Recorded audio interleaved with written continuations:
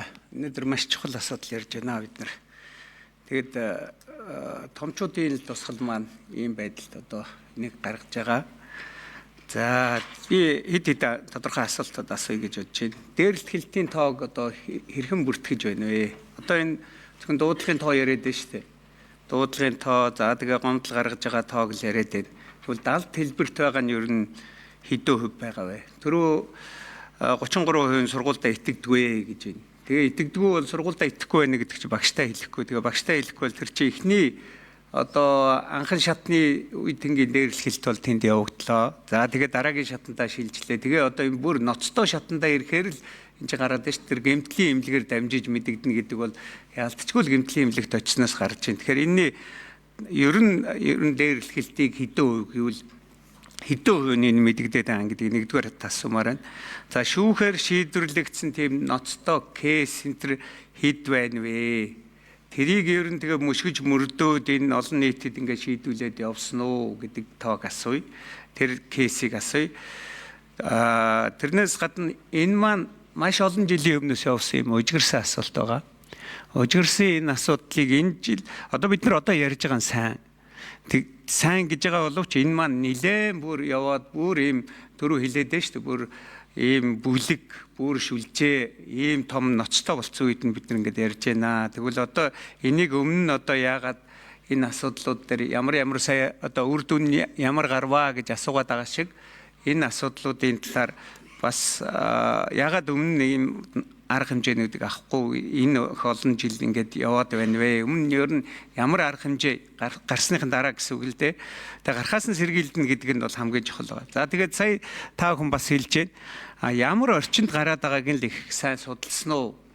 За одоо бид нар энэ сургуулийн анги дүүргэлт, бүлэг дүүргэлт хэтэрснээс л сурагчийн хувийн орон зай гэж байхгүй болсон. Хувийн орон зай байхгүй болохоор ингээд шахаа цуцсан хүмүүсээс одоо чамаас одоо тийм үнэр гарч байна, тэгжээ нэгдгээс эхлээл хоолоо одоо дохоо шүргэлцэхээс эхлээл ингээл энэ бол бүрийг хилэн тавьж байгаа. Тэгэхээр бид нар одоо энэ сургуулийнхаа тэр орон зайг энэ нөхцөлийг сургалтын орчныг сайжруулах тал дээр та нар маань одоо ямар арга хэмжээ авч байна? Энэний тэр ноцтой гэдэг талаар бас хэлж өгөөч. За тэгээд сургуулийн нийгмийн ажилтан сэтгэл зүйч бол олноор бэлтгэж байна гэдэг. Тэгээ энэ бэлтгэж байгаа хүмүүсийг яг мэрэгжлийн төвшөнд хэр одоо чиглүүлж мэрэгшүүлж байгаа вэ? Энэ хүмүүс ч юм бол нэг ерөнхий сэтгэл зүгээ судлаад гараад ирсэн байна. За тэгээ яг энэ үе тэнгийн дээрлэлт гэдэг дээр тийм мэрэгжлийн хүмүүс ажиллуулж байна уу? Тэгээ за мөн сургууль гэр бүл нийгэм түншлэлийн холбоо за энэ аюулгүй шүлжээ үндэсний зөвлөл гэж яриад шүлжээ гэж яриад байна. Энийг бас сайн бүр их нарийн За асуултанд их хариулах уу? Шүүхээр шийдэгдсэн тоо байна уу? Бусад сургуулийн орчин. За 6 номер нэм очир дарга. За би эхний хэсэгт нь хариулаад үргэлжлүүлээд манай сайдын зөвлөх бас хариулна. За 2022-оос 23 оны хичээлийн жилээс эхлээд сургуулийн орчинд хүүхд хамгааллын үйлчилгээний тайланг анхан шатны маягтын дагуу авдаг болсон. Өөрөөр хэлбэл эрсдэлт нөхцөлд байгаа хүүхдүүдийн тоо, за энэ дотроос дээрлэлд өртсөн хүүхдүүдийн тоо гэдэг ингээд албан ёсны анхан шатны маягтаар ингээд авдаг болсон. Тэгэхээр өөрөөр хэлбэл сургууль дээр байгаа өрсөлдөлт байгаа нөхцөлд байгаа хүүхдийн тоо, дээрлэлд өртсөн хүүхдүүдийн тоо албан ёсны анхан шатны маягтаар ингэж гарч байгаа. Тэгээ саяын дэд сайдын танилцуулга дотор 16117 хүүхэд дээрлэлд өртсөн байна гэдэг. За энэ дээр ингээд одоо кейсүүд үүсгээд кейсийн шийдвэрлэлтэй бас давхар тайлгнаад ингээд явж байгаа. Тухайлбал нэг тоо дурдъя. За ер нь бол одоо кейсээр шийдвэрлэж сургуулийн хүүхд хамгааллын баг хаасан кейсийн тоо 2701. За хаагдаагүй үргэлжлүүлээд ажиллаж байгаа кейсийн тоо 1067. Бусад мэрэгжлийн байгууллагууд холбон зуучсан 1167 гэдэг ингээд анхан шатны маягтын дагуу сургуулиудаар гараа явж байгаа.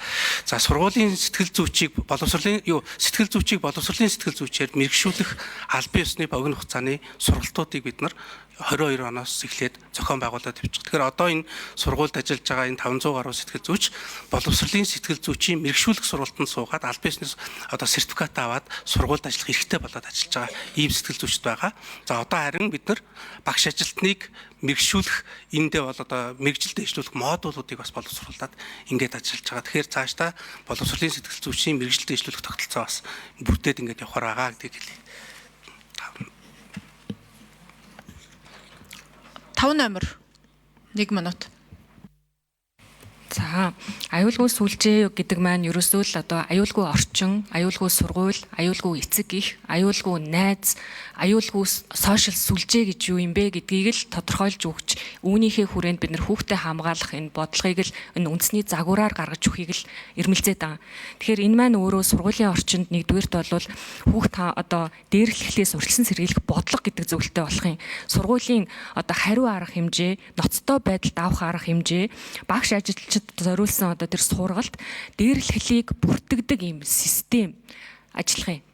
За тэгээ хүүхдийн төвшөнд бол сургалтын хөтөлбөр буюу сурах бичигт нь энэ талаарх одоо мэдлэгийг өгөх одоо агуулга бас орж ирнэ.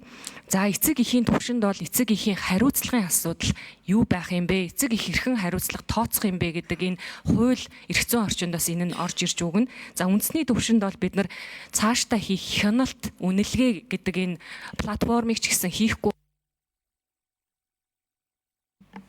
За үлдсэн шүүхээр шийдэгдсэн тоо та бүхэнд байна уу? Хууль зүйн гэмт хэрэг төслөөс урьдчилан сэргийлэхэн дээр бэлэн тоо байна уу? Байхгүй бол галаад орох гишүүнд хэрвээ эсвэл та энэ тоог нь авчтай галаад орох гишүүн нэмэлт тодруулга. За түрүү бас ийм хуультай орн байдаг гэдэг Японы жишээг хэлж яана л да. 1990 оны үед бол ноцтой байж байгаа. Одоо Япон бол бас энэ асуудлаа бас дардсан. Тэгэхээр тэрнээс та бүхэн маань нэг юм хуулийн төсөл боловсруулж байгаа юу гэдгийг асууя.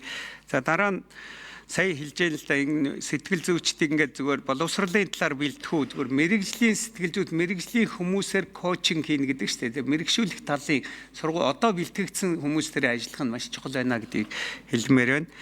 Түрүү Пансалмаа гишүүн бас хэлжсэн энэ сэтгэл зүйчдийг нэмэх гэж яриад байна ш. Тэгэхээр 2018 оны нэг 3 сайдын тогтоол байгаад байгаа ш. Нормтыг баталсан. Энэ дээр ч одоо сэтгэл зүйч ажилуулах юм байгаа юу? Одоо сургуулиуд дээр очихоор сэтгэл зүйчээ авч ажилуулна гэхээр биднэрт нормтыг нь байхгүй байна гэдэг. Энд тал дээр та бүхэн маань юу анхаарч байна вэ?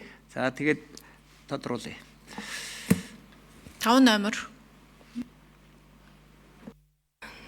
За хуулийн зүгээс бол нийтдээ одоо олон улсын туршлагаар харахад нийтдээ яг энд төрлийн хуультай 5-аас 10 орн байдаг юм билээ. Япон, Солонгос, Филиппин гэх мэтчлэн яг одоо бодлогоор зохицуулж байгаа 20 орчим одоо орн байгаа. Тэгэхээр бид нар бас энэ талын хуулийг судалж байгаа. Тэгэхээр яг бидний яриад байгаа энэ хууль эрх зүйн орчныг одоо бүрдүүлээд олон талт оролцогч талуудынхаа асуудлуудыг бүгднийг хуулиар зохицуулчих юм бол их ойлгомжтой болохоор байгаа. Тэгэхээр бид нар одоогийн байгаа журам чиглэлүүд дээр яг нарийн тодорхой ажиллаад ажлын хэсэг дээр бас энэ асуудлыг яриад ажлын хэсгийн үр дүнгээс бид нар хууль цаашаа байх уу хэсэг дээр бас тодорхой саналыг хөрвүүлнэ.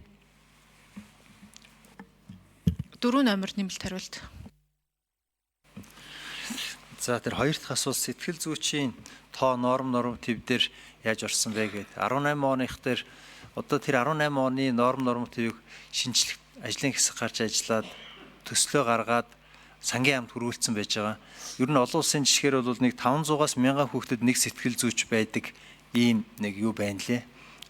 Бенчмарк байд юм байна. Тэгээ бид нар энэ норматив дээр аль болох энэ рүүгээл чиглүүлэх байдлаар бол төсөлд орсон байж байгаа. Дахиад бид нар яг энэ нормативыг шинжилэл гаргахаар энэний чинь цаатал дээр шаардагдах боловсон хүчнээс ахуулаад санхүүгийн асуудал гардаг болохоор энэ бол зөвхөн ингээд эдгээр боловсролын яам ингээд олон улсын жишгийг оруулаад тэгэд нэг сайн хэрэгжиж чаддаггүй журамтай болох нь гол биш. Яг хэрэгжээ явах гэхээр санхүү мөнгөний асуудал зэрэг болохоор юм цогц асуудал болчиход байгаа. Тэгэхээр сангийн яамд бид нар хөрвүүлсэн байгаа. Ховсох зардлын итгэл зүйр эдний бүх тэр холбоотой журмынхаа төслийг сангийн За сангийн яамд бол төслөө яцсан дараагийн жилийн төсөв үедэр суугаад явах нь бид бас харах хэрэгтэй байна. Галаад орох гишүүнд дахин тодруулга. За тэгээ бид нар маш олон хууль гаргаад одоо бүр шүүхтэр ч гэсэн энэ асуудлыг шийдэх хүүхдийн одоо хууль зүйн яам сайд төр хэллээ шүү дээ. Тэр шиг ингээд бол гэхээсээ илүү бид нар одоо телевизээр ялангуяа боловсрол телевиз гэж биднэрт нэг сайн сувг байна.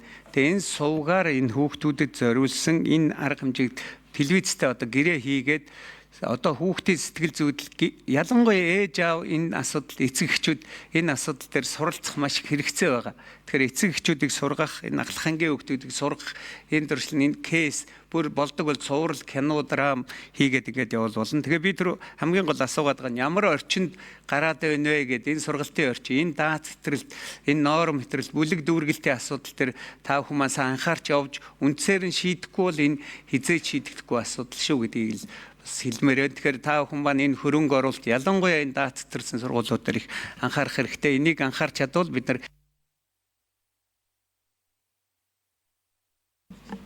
За санал хэллээ. За утганы саран чулуун